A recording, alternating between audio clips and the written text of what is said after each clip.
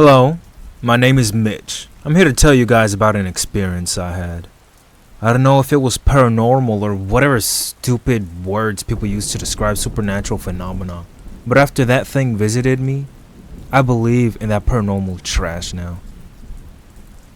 A week after I moved in with my brother Edwin, after my house was foreclosed, I finished unpacking. Edwin liked the idea of me moving in, since we had not seen each other for 10 years. So I was excited too. I soon fell asleep after I moved in. After that first week, I heard rustling noises coming from outside at 1 in the morning. I thought it was a raccoon, so I ignored it and tried to fall asleep. The next morning, I told Edwin about it, and he agreed. The next night, however, I thought I heard my window opening and a loud thump, as if something entered my room. I darted up and looked around my room, but I saw nothing. The next morning, Edwin dropped his coffee cup when he saw me. He held up a nearby mirror, and I saw myself. I had a large gash in my left cheek. After I was rushed to the hospital, my doctor told me that I must have been sleepwalking. But then he showed me something that made my blood turn cold. He lifted up my shirt to reveal a sewn-up incision where my kidneys were. I stared into his eyes, mine widening.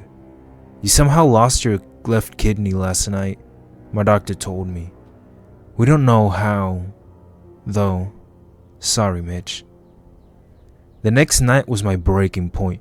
Around midnight, I woke up to see a truly horrifying sight. I was staring face to face with a creature with a black hoodie and a dark blue mask, with no nose or mouth staring down at me. The thing that scared me the most was that it had no eyes. Just empty, black sockets. The creature also had some black substance dripping from its sockets.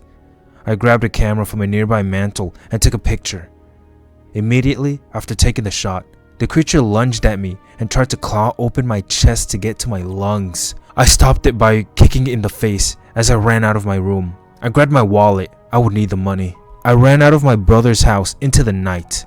I eventually ended up in the woods near Edwin's house and tripped on a rock. I fell unconscious and woke up in the hospital. My doctor, the same one who treated me before, entered the room. "Well, I have good news and bad news, Mitch," my doctor started.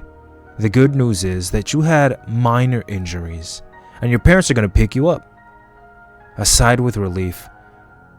"The bad news is that your brother has been killed by some thing." "Sorry, Mitch." My parents took me back to Edwin's house to collect my remaining belongings, which I did.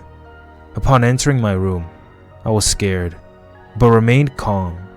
I grabbed my camera and then stopped dead in my tracks. In the hallway leading up to my room, I saw Edwin's body and something small lying next to it. I retrieved it up and entered my parents' car, not mentioning Edwin's corpse. I looked at the thing I had picked up and nearly vomited. I was holding my stolen, half-eaten kidney with some black substance on it.